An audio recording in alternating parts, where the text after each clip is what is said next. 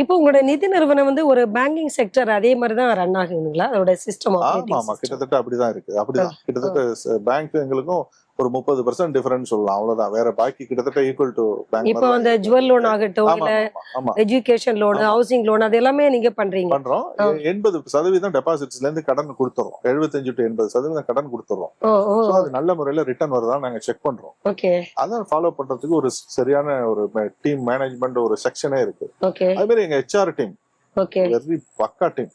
Okay. What about FD that's compared to the இது சொல்ல private banks and government bank? ஆமா நீங்க அதாவது என்னன்னா பேங்கை விட 2-3% கூட தான் இருக்கும் எங்கள்கிட்ட.